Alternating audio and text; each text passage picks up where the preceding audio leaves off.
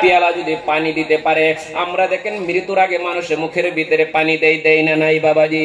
মেয়েগুলা যদি বাবার ভালো প্রশংসা করে করে যদি বলে আল্লাহ আবার বাবা আজকে দুনিয়ায় তীরে চলে গেল, আমাদেরকে সব কামের আদেশ দিনওয়ালার কে থাকবে না। আল্লাহর নবী বলছে মেয়েদের ভালো প্রশংসার জরিয়তে ওই বাবাকে এক ফোঁটা পানির জরিয়তে মওতের সময় পবিত্র কলেমা নসিব করে দিব, বলেন সুবহানাল্লাহ। আর যদি বলি আল্লাহ আমার বাবা যতদিন পর্যন্ত জিন্দা ছিল গো, আহারে টিভির রিসার্চের আগে আবার আব্বা টিভির রিসার্চ করছে, এরকম বলি না নাই। আল্লাহ মোবাইলে 300 টাকা করে বিল আর মন কাজ জীবনে পড়তে পারবো না, সারাদিন গেরা দেখতাম, সারাদিন সিরিয়াল দেখতাম, আবার বাবা চলে গেলে আর করবো না।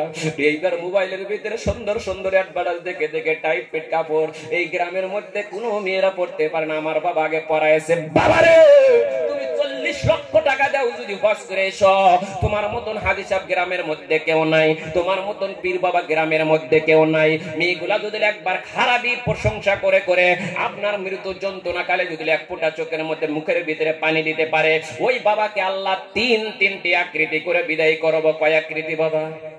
3 আকৃতি। শুনবেন কি? 3 আকৃতির কথা শুনবেন। আল্লাহর নবী বলে দিয়েছেন মানুষ যখন দুনিয়ায় তিনি বিদায় হয়, বিদায় হওয়ার সঙ্গে সঙ্গে 3টা আকৃতি যদি এসে যায়, এই বৈঠকের ভিতরে যারা বসে আছে রে বাবা যে কেউ বলতে পারবেন না যে ওই সময়টা আমার আপনার জন্য নাই। প্রত্যেকটি মানুষের জন্য সময়টা নির্ধারিত করেছে না নাই বাবাজি? আল্লাহ পবিত্র কোরআনের মধ্যে ঘোষণা করে দিয়েছেন কুল্লু নাফসিন যায়কাতুল মাউত, মৌতের স্বাদ গ্রহণ করতে হবে, এর ভিতরে কোনো সন্দেহ নাই।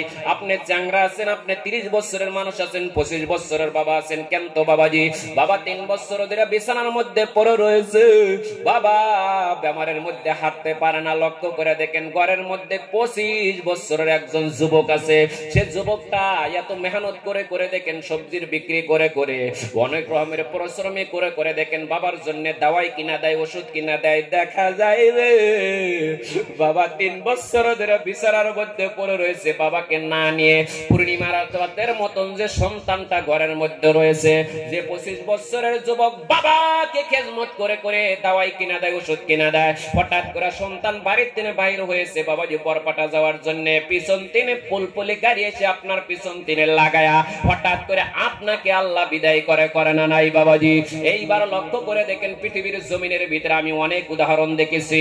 আমার গ্রামের মধ্যে একজন দেখেছি বাবা প্যারালাইসিস বিছানার মধ্যে পড়ে রয়েছে, বাবাকে না নিয়ে, এই ছেলেটার নাম ছিলেন মকবুল হোসেন ছেলে।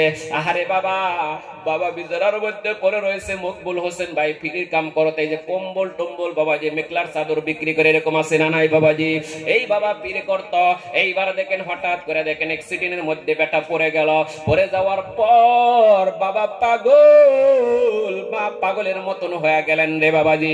ওই দিন আমি 1 সপ্তাহ আগে তার মার দিকে লক্ষ্য করে দেখছি যে মা চুলগুলা টেনে টেনে তুলতেছেন, হাতের আঙ্গুলিগুলা কামড়াইতেছেন, মার ব্রেনের ভিতরে কাল দেয় না রে বাবা।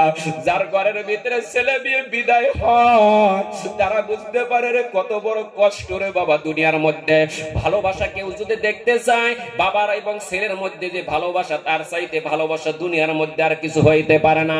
যার ঘরের মধ্যে ছেলে আছে রে বাবা, তারা বুঝতে পারে যে ছেলের প্রতি বাবার কত মোহাব্বত রে বাবা। কোন বাবা যদি ছেলের লাশটা কান্দে দিয়েছে, তারা বুঝতে পারেন যে কত বড় কষ্ট আল্লাহ আপনাকে শরীরের ভিতরে লাগাইয়া দিয়েছে। কোন বাবা যদি একটাবার ছেলের কাপড়ের কাপড়টা পরায়া পরায় কান্দে নিয়ে কবরস্থানে ছেলেকে নিয়ে গেছেন, সেদিন বুঝবেন রে বাবা দুনিয়ার কোনো নাই এই মোহাব্বতের চাইতে বড় মোহাব্বত নাই। কারণ বাবা রে ওই মাকে দেখতে উলঙ্গ হয়ে হয়ে রাস্তার মধ্যে ঘুরে। এবার হুজাই স্টেশনে একদিন গেলাম, যাইয়া দেখি যে একজন ছেলে বাবা, একজন লোক মানুষ, এত সুন্দর দেখা যায়, এত সুন্দর কাপড় পরছে, কিন্তু মাথার চুল